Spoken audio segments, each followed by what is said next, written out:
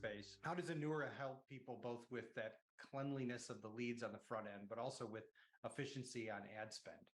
Well, first thing we're identifying right now is 1 in 4 leads that are being submitted by a fraudulent actor. And for that means either it's a bot, it's malware, or it's a human fraud form. But at the end of the day, you're collecting information that you should not be collecting. So that 25% of those leads being generated are never going to really convert because they were not interested in the product. In fact, if you get them on the phone, they're going to complain that they didn't fill out the form. How'd you get your information?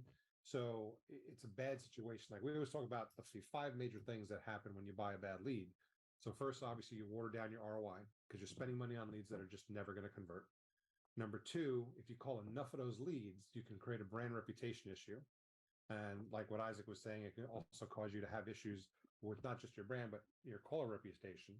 Call center resources get wasted. If you're spending time dialing the phone, calling somebody that didn't fill out a form, it takes longer to reach them because they're not expecting your call. So you're wasting call center resources.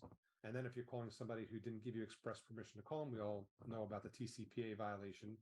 That's every single time you make an attempt to that number of that person, or specifically on that phone number, that's creating a TCPA violation for you, which is something you want to avoid. And then finally, one of my clients brought this up to me, is that you're killing the morale of the call center.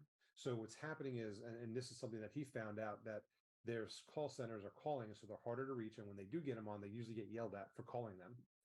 And that kind of demoralizes them a little bit. So now when they actually get somebody on the phone who's real, morale is a little on the low side, so they tend to close at a lower rate. So those are the 5 major endpoints that we're seeing, and that has to be stopped up front. So before you start collecting data, processing data, doing that, cleanliness is the most important. So it also optimizes your ROI on your ad spend as well.